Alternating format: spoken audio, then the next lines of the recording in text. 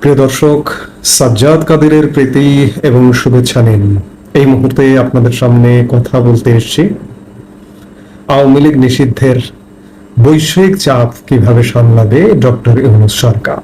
এই প্রসঙ্গটি নিয়ে আপনাদের সামনে কথা বলবো। আপনারা জানেন ইতিমধ্যে আওয়ামী লীগ নিষিদ্ধ, আওয়ামী লীগের কার্যক্রম নিষিদ্ধ, দল হিসেবে নয়। আওয়ামী লীগকে নিষিদ্ধ করেছে গত 10 মে উপদেষ্টা পরিষদের বৈঠকে বাংলাদেশে একটা অন্তর্বর্তীকালীন সরকার।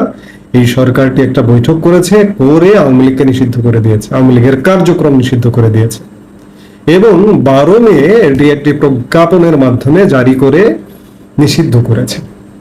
এরপর থেকে বাংলাদেশে খানিকটা বলতে পারেন যে চুপচাপ।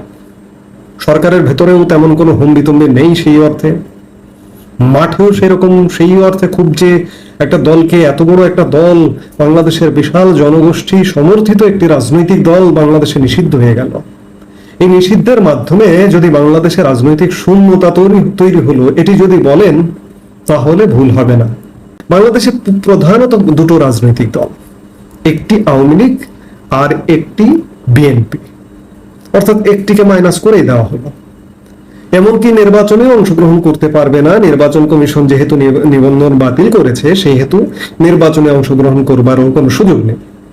সেই জায়গায় আবারও একটি একতরফা নির্বাচন, এবং সেই নির্বাচনে বিএনপি ধরেই নিচ্ছে যে তারা ক্ষমতায় চলে যাবে। আসলে দেশে কি হবে সামনে সেটি বলা কঠিন। বিএনপিকে আদৌ ক্ষমতায় যাবে, নাকি ভিন্ন কিছু ঘটবে, ভিন্ন কিছু ঘটতে পারে। সেই জায়গায় এরই মধ্যে বৈশ্বিক প্রতিক্রিয়া আসা শুরু হয়ে গেছে। যেমন গতকালকে ভারত, যুক্তরাষ্ট্র, চীন, রাশিয়া তাদের প্রতিক্রিয়া ব্যক্ত করেছে। সবচেয়ে গুরুত্বপূর্ণ আমি মনে করি আমার সবচেয়ে নিকট প্রতিবেশী ভারতের প্রতিক্রিয়া। ভারত গতকালকে ভারতের পররাষ্ট্র মন্ত্রণালয়ের নিয়মিত ব্রিফিংয়ে, সংবাদ ব্রিফিংয়ে পররাষ্ট্র মন্ত্রণালয়ের মুখপাত্র রণধীর জয়সওয়াল তাদের ভারতের পক্ষ থেকে প্রতিক্রিয়া জানিয়েছেন। বাংলাদেশ আওয়ামী লীগ ও এর অঙ্গ সংগঠন, সহযোগী সংগঠন ও ভ্রাতৃপ্রতিম প্রতিষ্ঠানের কার্যক্রম নিষিদ্ধ করার ঘটনায় ভারত গভীর উদ্বেগ প্রকাশ করেছে। ভারত মনে করে কোনো রাজনৈতিক দলকে নিষিদ্ধ করতে যে পদ্ধতির মধ্য দিয়ে যেতে হয়, বাংলাদেশের অন্তর্বর্তী সরকার তা অনুসরণ করেনি। গতকাল মঙ্গলবার নয়াদিল্লিতে ভারতের পররাষ্ট্র মন্ত্রণালয়ের সাপ্তাহিক ব্রিফিং এর এক প্রশ্নের উত্তরে এই মন্তব্য করেন মন্ত্রণালয়ের মুখপাত্র রণধীর জয়সওয়াল। জয়সওয়াল বলেন, গণতান্ত্রিক দেশ হিসেবে ওই দেশে গণতান্ত্রিক স্বাধীনতা খর্ব হওয়ায় ভারত স্বাভাবিকভাবেই চিন্তিত। ভারত পাকিস্তান সংঘাতের পরিপ্রেক্ষিতে ভারতের পররাষ্ট্র মন্ত্রণালয়ের সাপ্তাহিক ব্রিফিং কিছুদিন বন্ধ ছিল। গতকাল মঙ্গলবার আবারও তা শুরু হয়।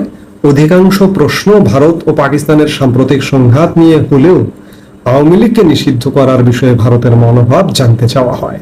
জবাবে জয়সওয়াল বলেন, যথাযথ পদ্ধতি না মেনে এই সিদ্ধান্ত গৃহীত হওয়ায় ভারত স্বাভাবিকভাবেই চিন্তিত। ডক্টর মোহাম্মদ ইউনূস সরকার কত বড় খেলোয়াড়, নিজেই তিনি বলেছেন এক বক্তব্যে যে তিনি বড় খেলোয়াড়। ভারত পাকিস্তান যখন যে মুহূর্তে সংঘাতপূর্ণ অবস্থায়, ঠিক সেই মুহূর্তে 10 তারিখ কিন্তু এক্সট্রিম লেভেল ছিল ভারত পাকিস্তানের। সেই মুহূর্তে উপদেষ্টা পরিষদের বৈঠক, 12 তারিখ প্রজ্ঞাপন জারি, তখনও এক্সট্রিম লেভেল প্রজ্ঞাপন জারি হয়ে গেল।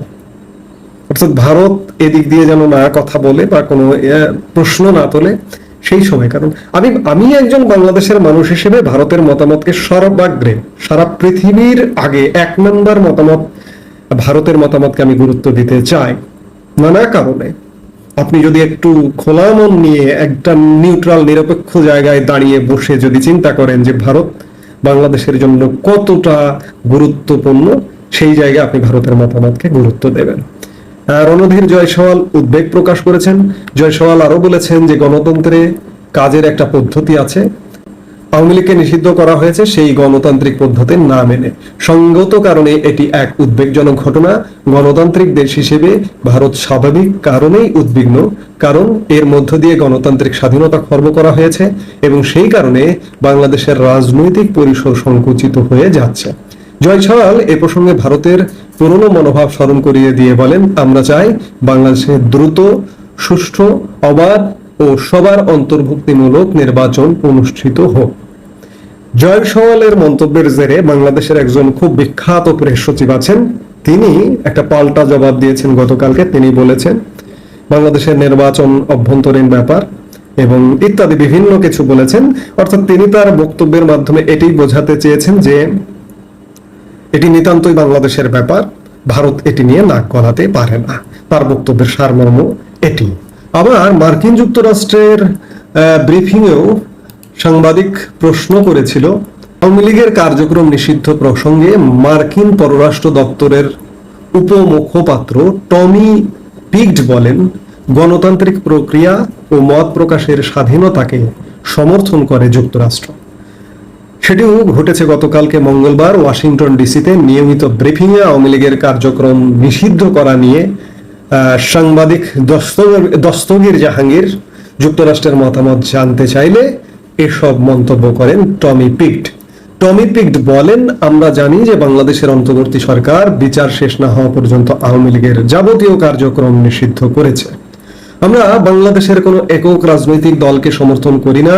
আমরা একটি মুক্ত গণতান্ত্রিক প্রক্রিয়া ও প্রত্যেক ব্যক্তির জন্য ন্যায়সঙ্গত ও আইনি আচরণে বিশ্বাস করি। টমি পিগড আরো বলেন, আমরা বাংলাদেশ সহ সব দেশের প্রতি আহ্বান জানাই তারা যেন মত প্রকাশের স্বাধীনতা, শান্তিপূর্ণ সমাবেশ ও সব সংগঠনের স্বাধীনতাকে সম্মান করে। এটা বাংলাদেশ সহ সব দেশের প্রতি যুক্তরাষ্ট্রের আহ্বান। অর্থাৎ আমরা মোটা দাগে ভারত এবং মার্কিন যুক্তরাষ্ট্রের মতামত পেলাম যে মার্কিন যুক্তরাষ্ট্র বলল যে সব সংগঠনের এবং শান্তিপূর্ণ সমাবেশের স্বাধীনতা যেন খর্ব করা না হয়, এটি মার্কিন যুক্তরাষ্ট্র সমর্থন করে। অর্থাৎ আওয়ামী লীগের যে নিষিদ্ধ করা হলো কার্যক্রম, এই নিষিদ্ধর বিরুদ্ধে মার্কিন যুক্তরাষ্ট্রেরও অবস্থান। একই সাথে চীন, রাশিয়া তারাও প্রতিক্রিয়া জানিয়েছে যে আওয়ামী লীগের নিষিদ্ধ কার্যক্রম নিষিদ্ধ করাকে উদ্বেগ প্রকাশ করেছে। এই নিষিদ্ধের মাধ্যমে আসলে কার্যত আবারও সেই একই একটা পদ্ধতিতেই চলে গেল, একতরফা নির্বাচন। আমি কথার শুরুতেই বললাম যে বাংলাদেশে দ্বিদলীয় রাজনীতি বিদ্যমান, অন্যান্য দল আছে, সেগুলো ছোট রাজনৈতিক দল, সেগুলোর সংসদে প্রতিনিধিত্ব থাকে সীমিত। সেই জায়গা থেকে প্রধান দুই রাজনৈতিক দল আওয়ামী লীগ এবং বিএনপি, কিন্তু ইতিমধ্যেই আওয়ামী লীগের কার্যক্রম নিষিদ্ধের মাধ্যমে এবং নির্বাচন কমিশনে নিবন্ধন বাতিলের মাধ্যমে আওয়ামী লীগকে নির্বাচনে অংশগ্রহণ থেকে বিরত রাখবার একটি ষড়যন্ত্র করা হয়েছে। এটি নিঃসন্দেহে একটা একদলীয় ব্যবস্থা বা এক পাক্ষিক ব্যবস্থার দিকে গেল। আমাদের নিশ্চয়ই মনে আছে, আমরা ভুলে যাইনি যে আওয়ামী লীগ বিগত 16 বছর ক্ষমতায় ছিল।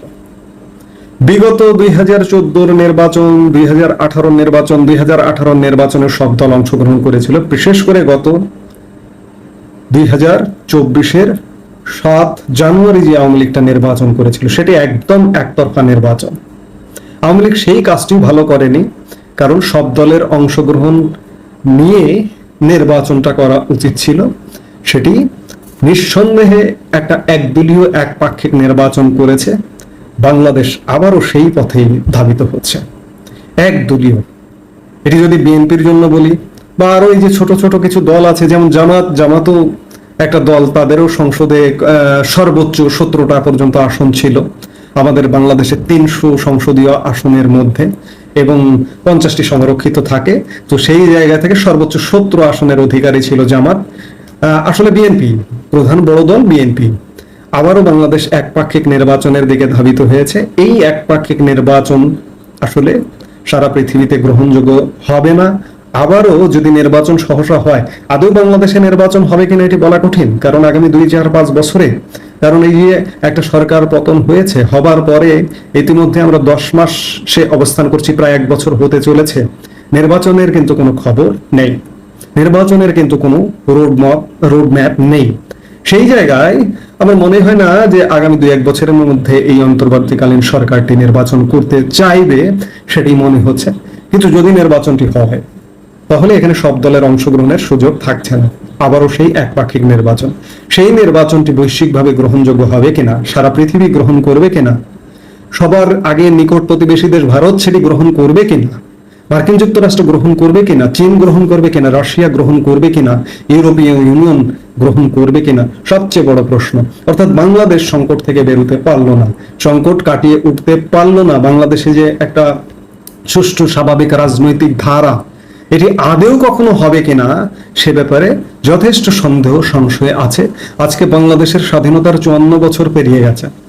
এই 54 বছর বয়স হয়েছেও বাংলাদেশে একটা সুষ্ঠু স্বাভাবিক ক্ষমতার পট পরিবর্তন আমরা দেখতে পাচ্ছি না। বড়ই দুঃখের, বড়ই কষ্টের, বাংলাদেশবাসীর জন্য অবশ্যই কষ্টের। সেই জায়গা থেকে আমি প্রশ্ন করছি যে বৈশ্বিক চাপ ডক্টর ইউনূস সরকার ঠেকাবে কিভাবে, কিংবা এইভাবে নিষিদ্ধ করে ডক্টর ইউনূসকে একটা নির্বাচন করতে পারবে কিনা, আদৌ ডক্টর ইউনূসের সরকার টিকে থাকবে কিনা, সেই প্রশ্নগুলো এসে যাচ্ছে। এখন এই প্রশ্নগুলোর উত্তর পেতে হলে সামনের দিনগুলোতে আমাদের দেখতে হবে আগামী নিকট ভবিষ্যতে কি ঘটতে যাচ্ছে, সেটি দেখবার জন্য আমাদের অপেক্ষা করতে হবে। এই মুহূর্তে এ পর্যন্তই। সবাই ভালো থাকুন, সুস্থ থাকুন। আমাদের ভিডিওগুলো নিয়মিত পেতে সাবস্ক্রাইব করুন Sajjad Kadir and the legends YouTube channel এবং লাইক, কমেন্ট, শেয়ার করে সাথে থাকুন।